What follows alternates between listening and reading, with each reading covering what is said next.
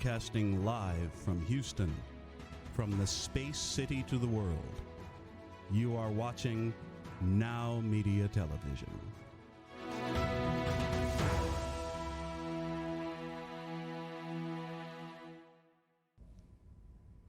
Welcome to Pain Diaries. We're on NowMedia TV in Houston, Texas. I'm Dr. Suzanne Manzi with Performance Pain and Sports Medicine, and I welcome you. In today's episode, we have some special guests here. First, I'm grateful to have a special guest zoomed in who will be talking about a pain-relieving, minimally invasive device which helps overcome low back pain. I'll also be featuring Mr. Bret, Boudousquie, CEO of Stratus Medical, a local Houston company in the pain medicine space. His company is doing amazing things, revolutionizing how us pain doctors practice in our specialty. It's going to be a great episode. Remember, you can find me, Dr. Suzanne Manzi, at Performance Pain and Sports Medicine. Our website is www.performancepain.com, or reach us by phone, 346-217-1111. I have two locations, 4126 Southwest Freeway, Suite 1700 in Houston, Texas, 77027, in the penthouse of the T-Mobile Tower next to Greenway Plaza, and also in League City, Texas, officing out of League City Spine and Sports at 1200 East Main Street. Make sure you tune into the following channels to watch Pain Diaries: Houston 2110, Beaumont 2710, Atlanta 2210, Lake Charles 2110, College Station 1410, Eagle Pass 24, Piedras Negras 24, and hear us in Chicago on 102.9 FM and 104.3 FM in Huntsville, Texas. Don't forget, tune into Spotify, Apple Podcast, and Amazon Music, and follow us on all social media and our digital platforms such as NowMedia.com. Also look for us coming up on some network cable providers coming soon. Please note, the information in this show is for informational purposes only and is not medical advice. It is not a substitute for professional medical advice, and I urge you to seek medical advice from your physician regarding any medical condition. Reliance on the information provided in this show is provided solely at your own risk. Hello, and I am Dr. Suzanne Manzi, and this is Pain Diaries.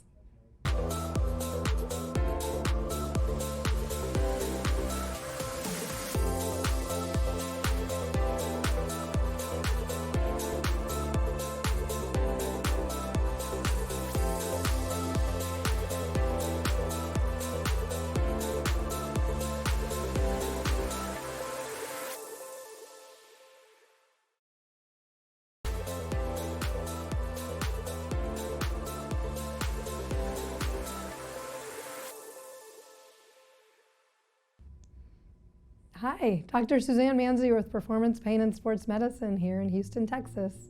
I welcome you back to Pain Diaries on NowMedia Television. As many of you know, I'm committed to my patients and I'm always advancing the technology that Performance Pain and Sports Medicine uses for the practice for my patients. Why? Well, I want my patients to get better. I want them to live better, more functional lives without pain. So for me to do this, I have to take part in national and international conferences and continue my lifelong learning. After returning from the North American Neuromodulation Conference in Las Vegas, Nevada, I'm happy to share some of what I've learned. One of my guests today was also there attending and promoting products that help change lives for the better. The focus on what I'd like to chat about today is, you guessed it, back pain. I know we focus on this a lot on Pain Diaries, but back pain is so prevalent and plagues almost all of us at one time or another. Back pain disrupts all aspects of life when it hits. This is why we're so passionate about the technologies that allow us to treat back pain and keep our patients going.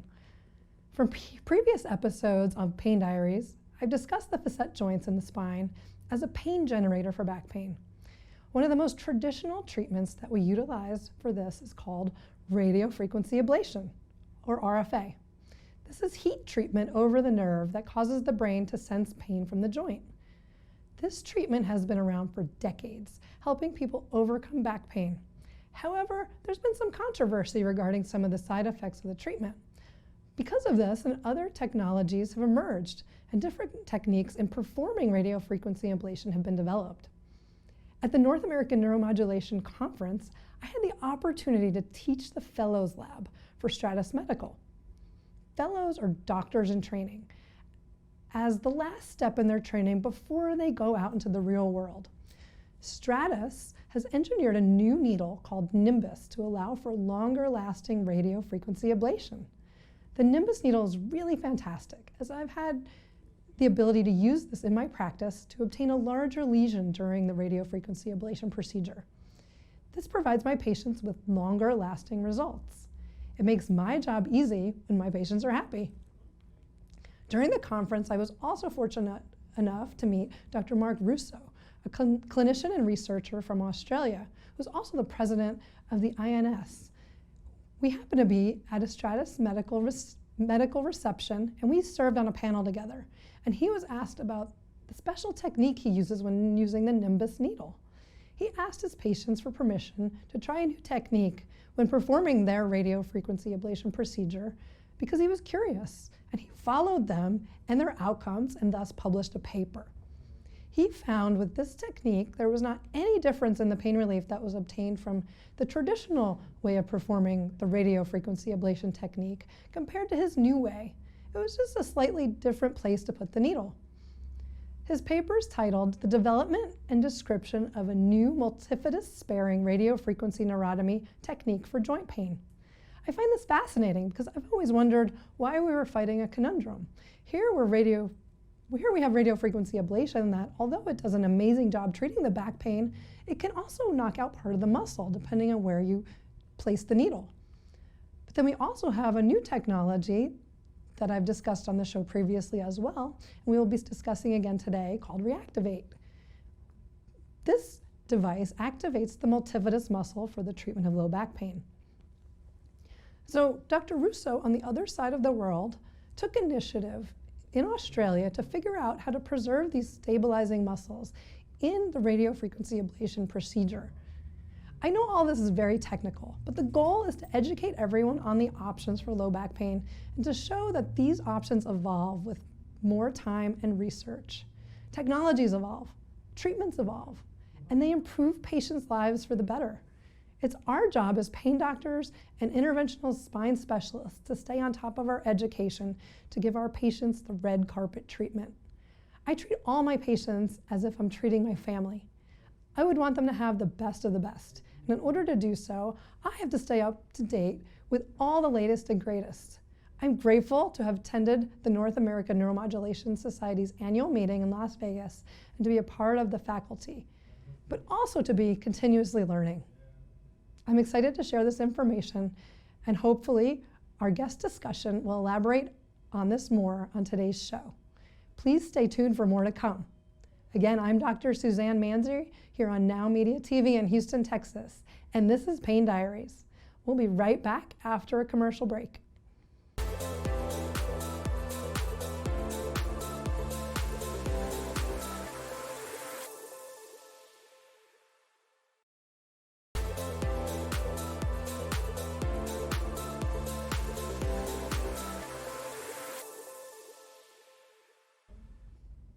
Hi, and welcome back to NowMedia's TV show, Pain Diaries, broadcasting here in Houston, Texas, on channel 2110. We are back with Mr. Bret Boudousquie, CEO of Stratus Medical. I'm pleased to introduce him, and welcome to the show. Thank you, Dr. Manzi. Great to be here. Look forward to the talk. I'm so happy you're here with us. So today we're going to talk about Stratus Medical and what you've been up to, about how this company evolved and how you started. Yeah, so Stratus Medical is based here in Houston, Texas, and we are in the north part of the city, up near the Woodlands area in Magnolia. And Stratus was formed in late 2019 to acquire the Nimbus technology, and we knew this technology was special. I had spent about a year in due diligence working with physicians who had been using the technology, because it was developed previously by an interventional pain medicine physician for his practice. And he had ended up moving to Australia. So he was an American that moved to Australia. So about July of 2019, I ended up going to the INS meeting in Australia and meeting not only the inventor of the technology, but physicians in Australia who'd been using it. So we knew we had a great technology. They told us it helped their patients. They had more predictable and durable pain relief.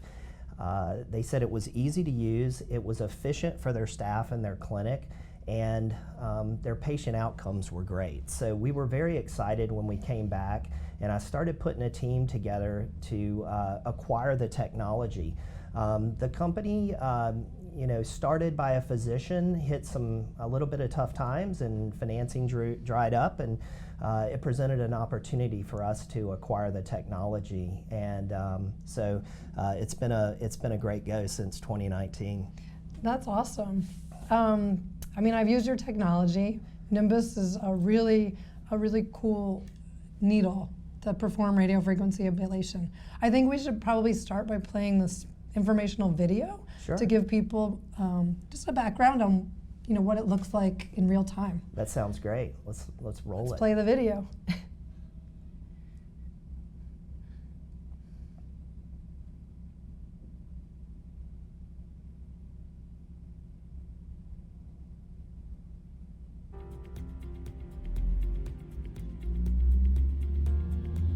The Nimbus tines are deployed by turning the spin collar clockwise.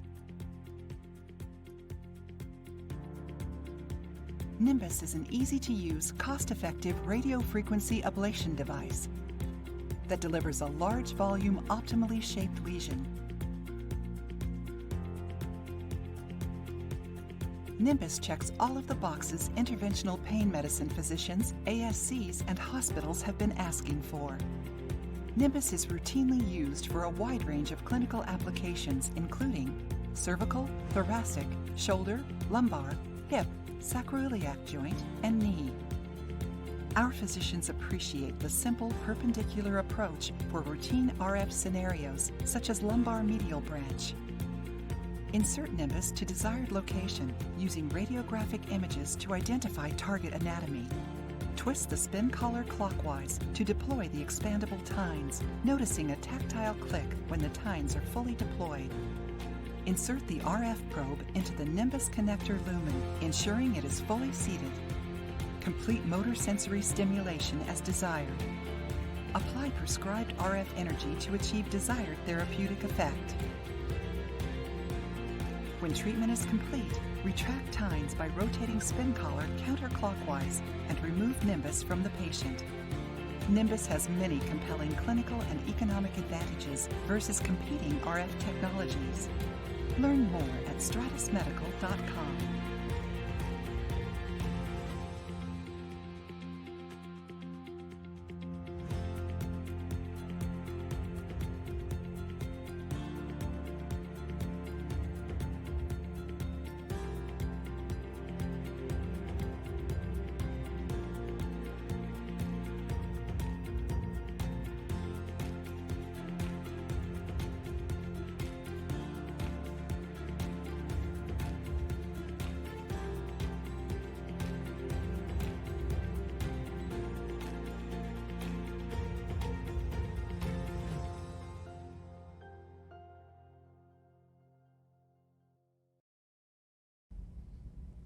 What a great video.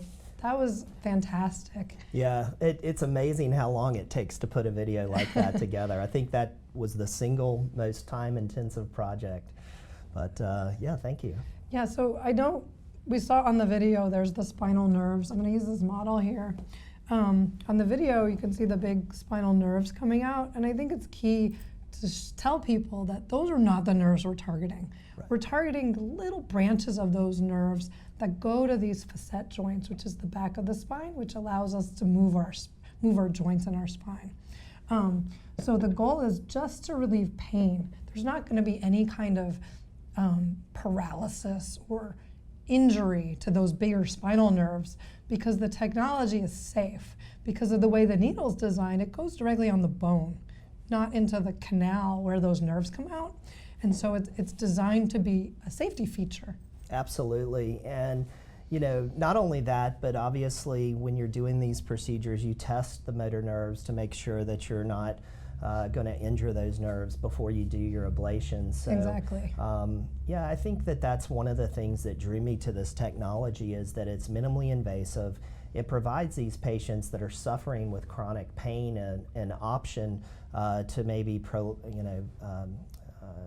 to extend when they have to have surgery, or maybe potentially avoid surgery altogether. But it's great technology. Many friends and family and office managers of the clinics that we work with have had the procedure. My own mother-in-law has had the Nimbus RF ablation procedure, and it's a great therapy. So yeah, and I think you hit it spot on, that it's safe, it's fast, it's effective. So absolutely. So I know conventional techniques are a little bit different. So the Nimbus needle, you saw from the video, I don't know if you can see this, this volume, this sphere of the way it can burn is a three-dimensional volume. Right. Whereas a typical needle technology is just like a very flat needle that you put down, and you have to be directly on that nerve and parallel to that nerve. Right. Whereas this needle you can put perpendicular to the nerve because you're going to get the volume effect. And the cool thing is you put it down where it needs to go, and then you turn this little twisty and it deploys, like in the video. Right. And it's just a much easier technique compared to the traditional older needles that we have.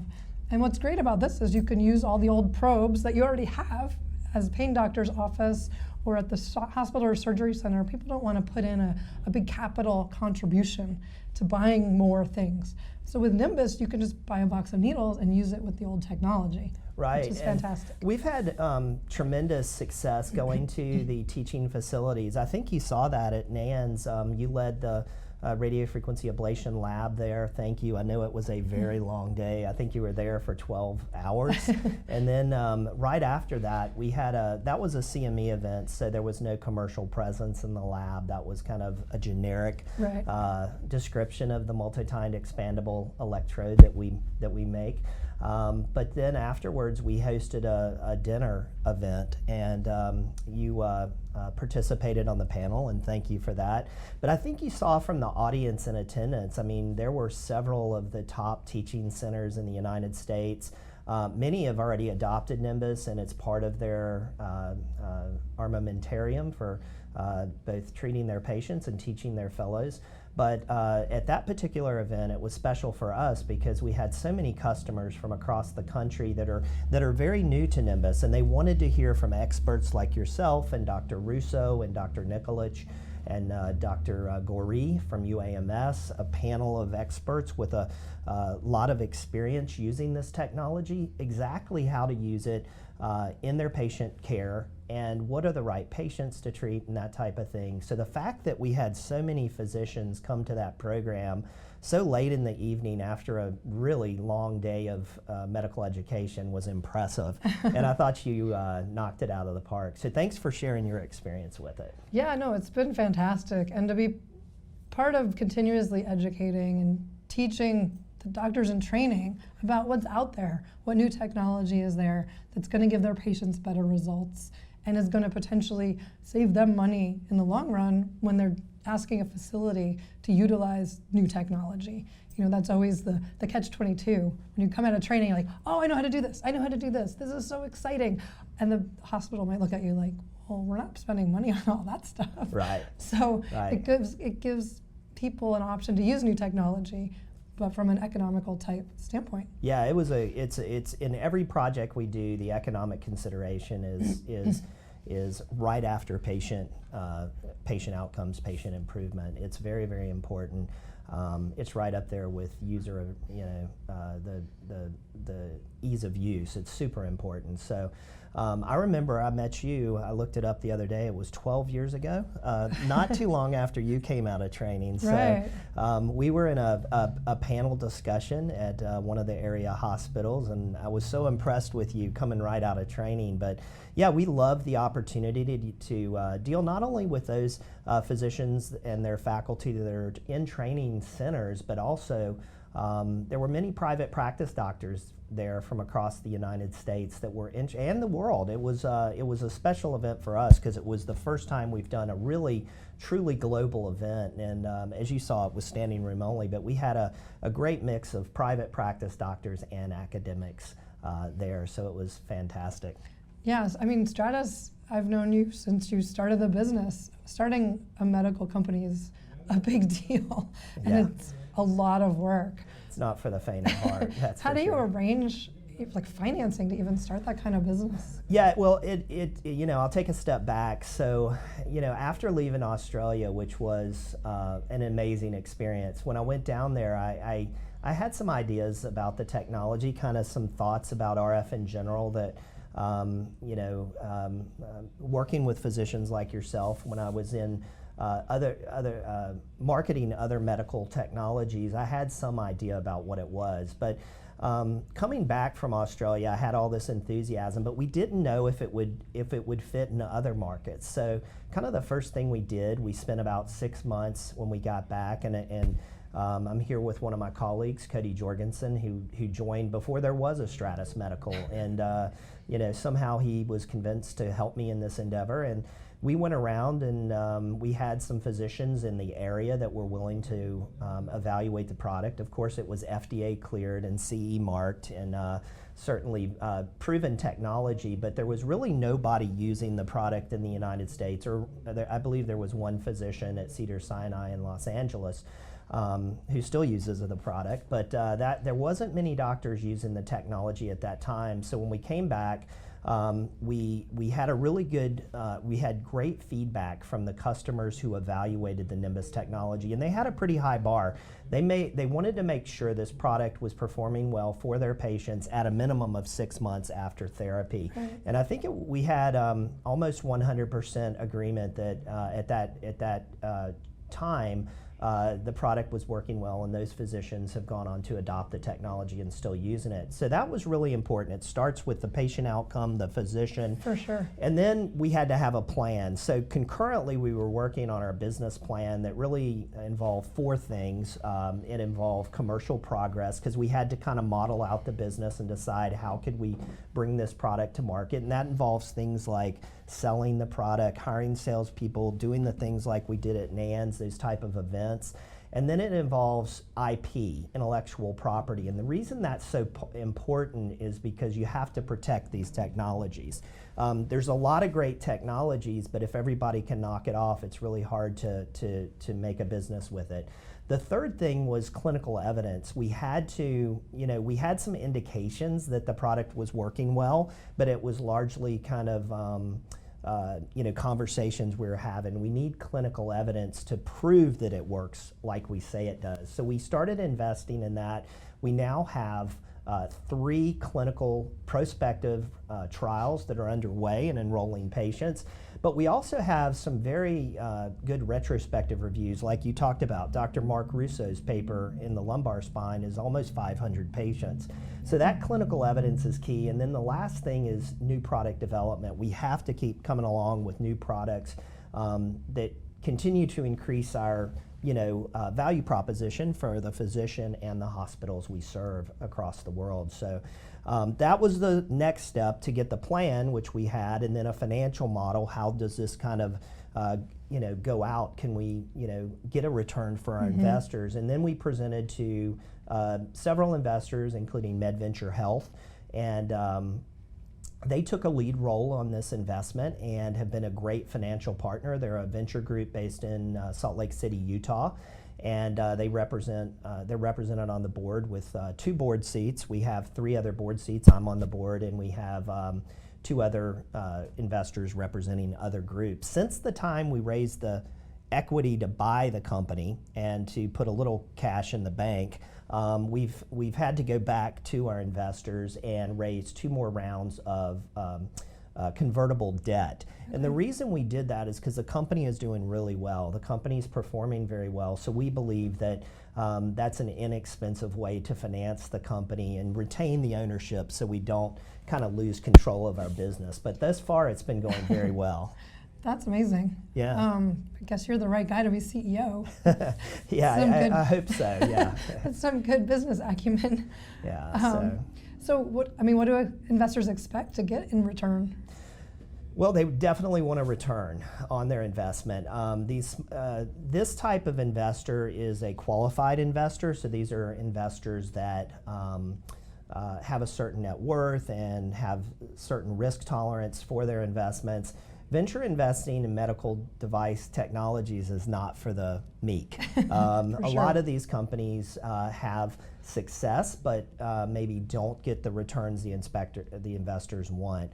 But ultimately, the investors can get returns 2 ways. They can get it through the profits of the business. And last year, with the progress of our business, we actually had our first profitable months. So that was a very good indicator. Fantastic. Yeah, we're very excited about that. And Congratulations. we expect to be profitable by the end of this year. And they can begin to get return on their investment through distributions. But in medical device companies, the market forces us to continuously reinvest in our business. As soon as we start making money, it goes right back into the company for new technologies, hiring people, and additional clinical evidence. So the investors ultimately get their return through acquisition. At some point down the road, the company with a lot of success is usually acquired by a larger company. I know I've known you for a really long time, and I knew you and Cody before you were Stratus, which has been pretty awesome to watch you guys grow and take these leaps and bounds and chances, and in process helping people get better. So tell me a little more, because I see your team growing and growing. What's in the future? Yeah, so the team is so you really need 3 things. You need a great technology because you have to have something that adds value for the physicians and patients. You need capital or money to fund the business, and you have to have a team. That's the 3rd key factor. And you could put those in whatever order. It's debatable what's most important. Certainly the team is key. In this case, we had team before we had money, and some of that's taken risk. And one of the great things that we see when people like Cody and Lisa and Tammy and Will and these other folks take risk, professional risk, they leave good jobs, good careers to kind of help build something, is that they have an opportunity for promotion. This was a very special year when we left 2022, because we had our first really substantial group of promotions. We had several people promoted. Cody was promoted to Director of Marketing. Tammy was promoted to Director of Professional Education. Lisa Pelletier was promoted after a lot of work. She was here right when we started. To Vice President of Operations. She looks after kind of our home office, much like your office manager. She does a tremendous job for us.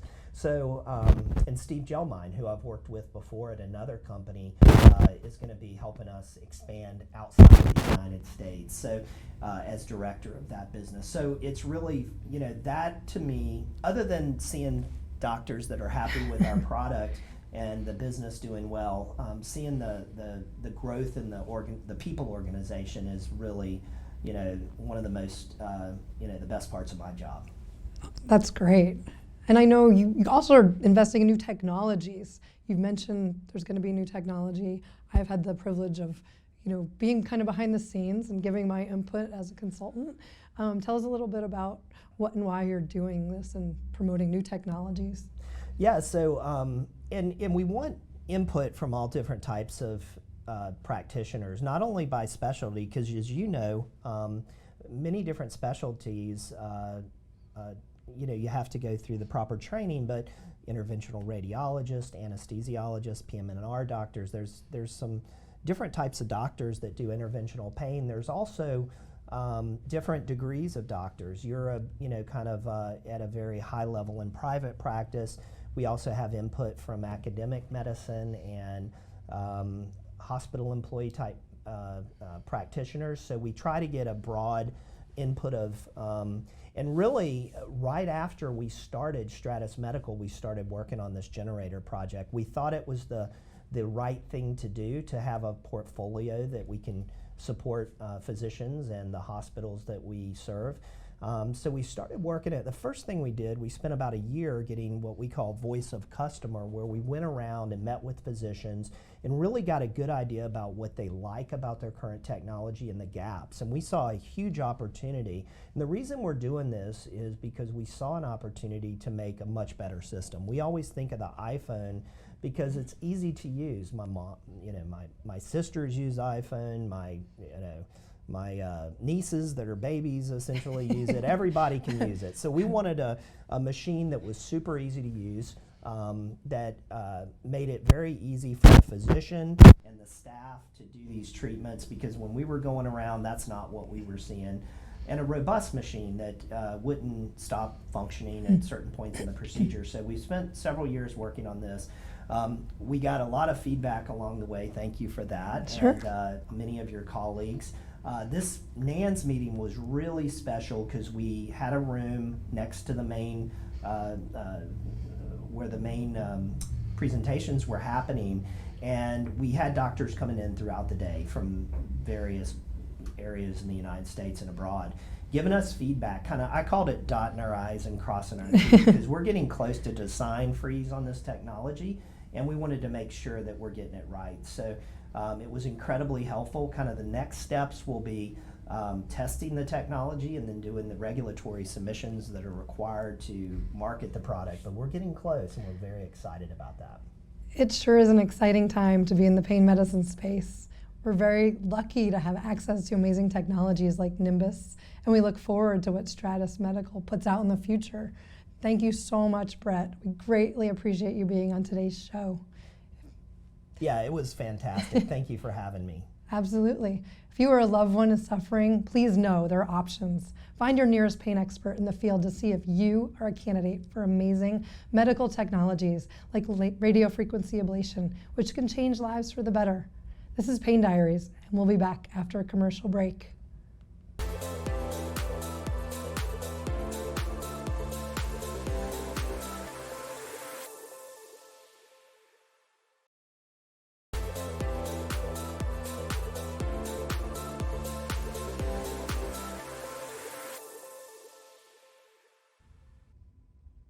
This is Pain Diaries. I'm Dr. Suzanne Manzi here at NowMedia Television.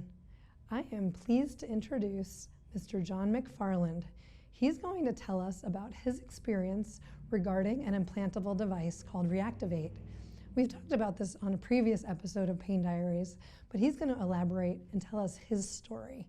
First, though, I want to play an educational video about the device.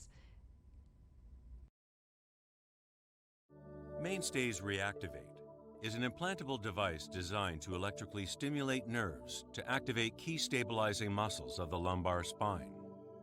Chronic low back pain consists of an ongoing cycle of muscle weakening, pain, and activation suppression of the core spine muscles by the brain. Reactivate is designed to stimulate the nerves responsible for contracting the multifidus muscles. The brain senses the muscle contractions, and in response can trigger restoration of muscle control. With the multifidus again providing joint stability, the continuing cycle is interrupted, facilitating a recovery from chronic low back pain.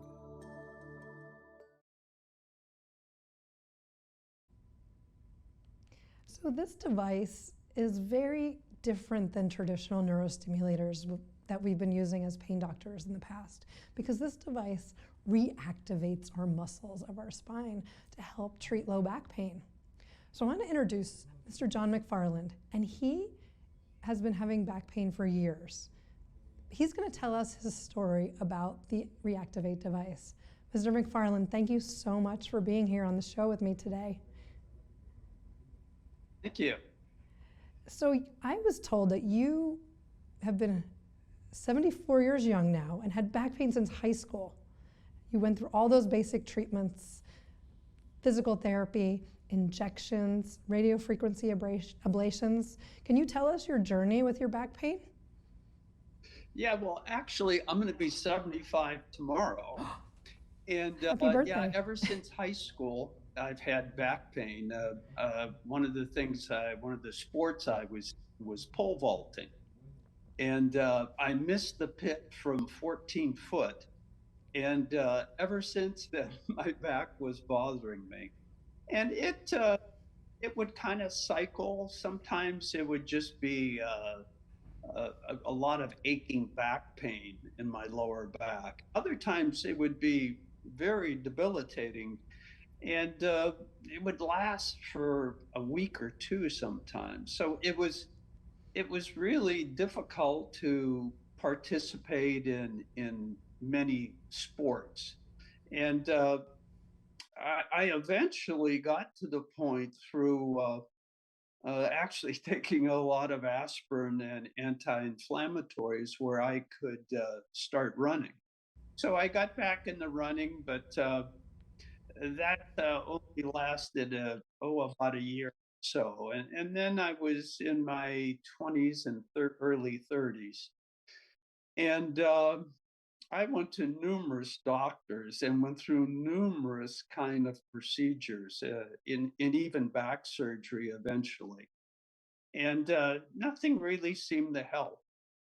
And I had been going for ablations to my back, and the doctor had mentioned the reactivate, and it really sounded kind of crazy to me at the time, but I had a lot of faith in this guy, and it seemed to make sense.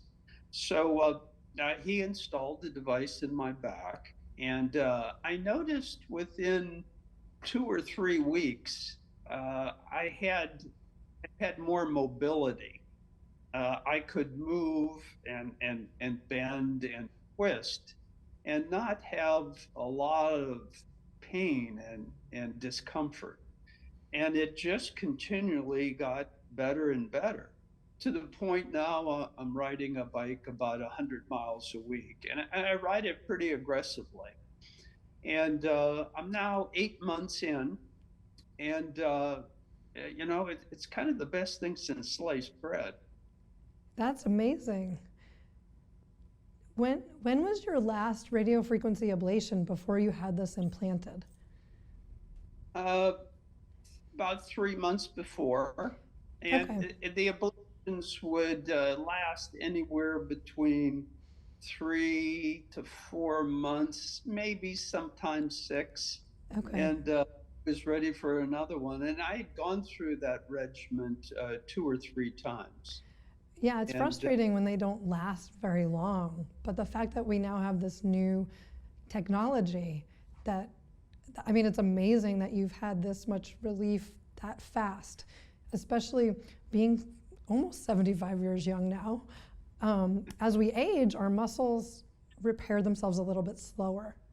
And so in the beginning, when Mainstay Medical, the makers of Reactivate, were doing their studies, they were focusing on younger people because they knew they'd get better results. But your case in point, that it's not just people in their 30s and 40s, people in their 70s can have benefit from this device. People in their 60s and 50s, they're still able to lay down new muscle if the nerves are stimulated in the right way with the correct patterning. Now, can you tell people how often you use your device and how you actually use it to experience the pain relief? yeah, sure. There's a device I hold on the generator, and very shortly after that, it'll beep a few times and then start. And the regimen goes for 30 minutes each time, and I do that twice a day, usually once in the morning and once in early evening. And I still have a sore back, but it never gets to the point where it stops me from doing the things I really enjoy. And I'm pretty active, and it's it's the only thing that's really helped me. And like I say, I've had just about every technology known to humans to resolve the issue, but this is the only one that really seems to be continually getting better. Also, less and less back pain. But like I said, I still have some back pain, but I think it's more arthritis than anything. It seems to bother me more in the mornings than, and as I move and get more active during the daytime, it seems to diminish. Absolutely. I understand it's not going to take away all the pain, but the fact that you're now more functional, riding a bike for that length of time is amazing at any age, no less being almost 75. And then I heard that, you can now go swing a golf club as well. Is that true? Yeah, yeah, it is. My golf game isn't that good. That's why I didn't bring it up. But yeah, actually, I golf once a week, and swinging, it doesn't bother me at all. And it used to be after I was done golfing, my back would almost lock up on me, and I would get just terrible, debilitating kinds of pain to my back where I would have to take an aspirin or some kind of anti-inflammatory just to calm down the back. And no more. I'm doing really well. And like I say, the bike riding I'm doing is, I mean, pretty aggressive. And it's really comforting to know that the things I do aren't going to just put me in a lot of pain. So it's really it's really nice that it's around. And actually, my doctor told me that I was the first one in the state of Florida to have it. So I that makes me a trendsetter too.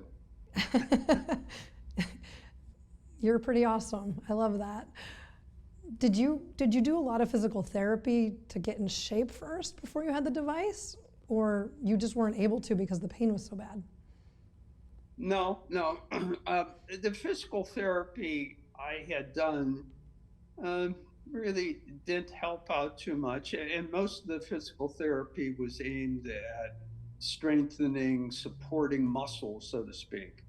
And it never really seemed to do too much.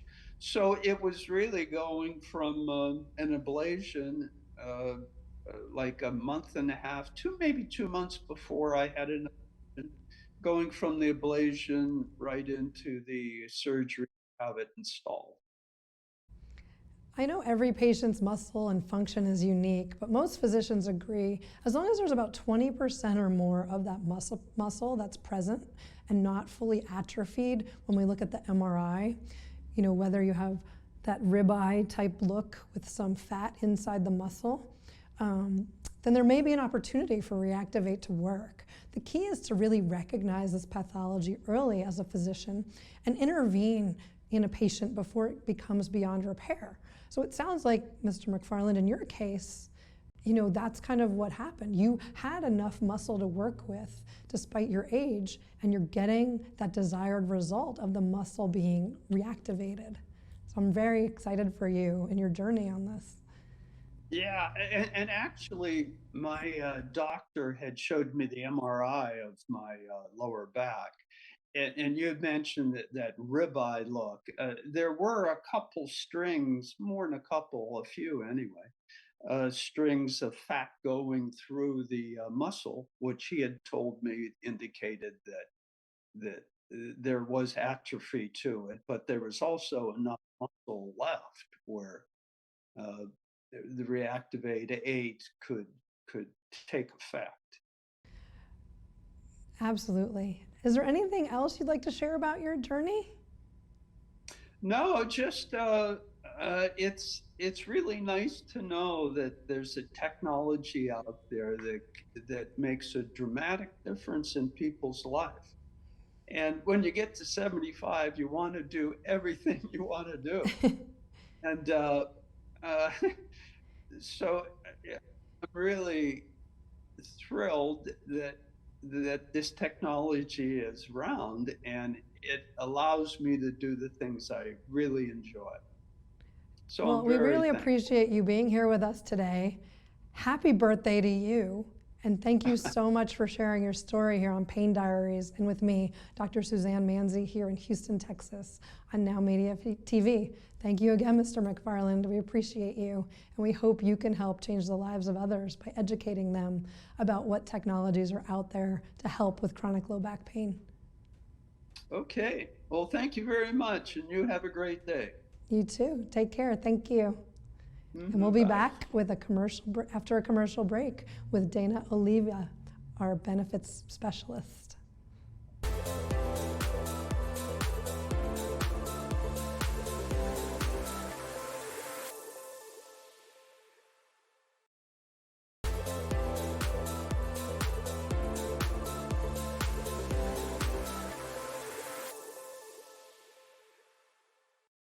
Welcome back again to Pain Diaries. We're going to explore more insurance options, and I'm pleased to introduce Dana Oliva.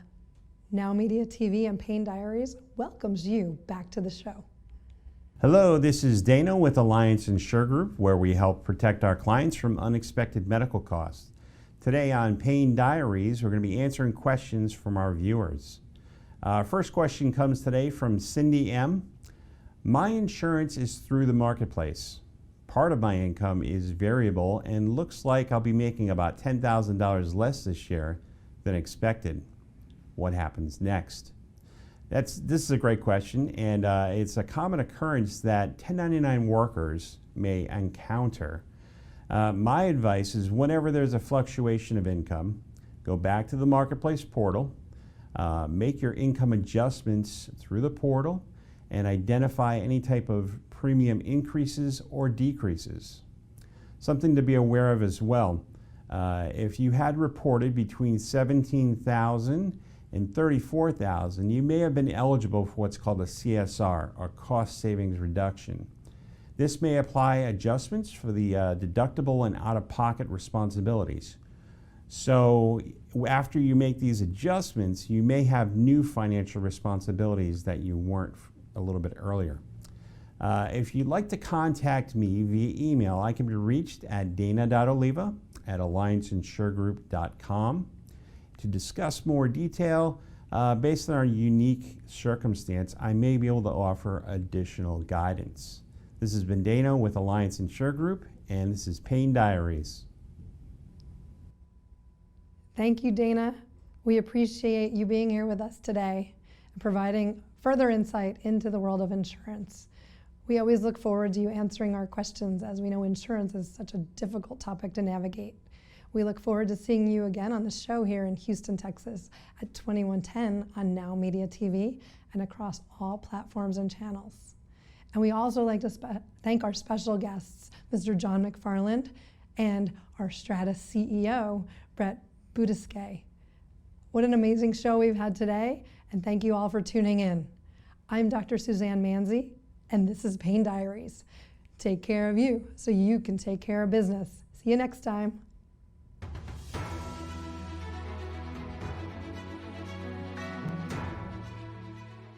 This has been a NowMedia television feature presentation. All rights reserved.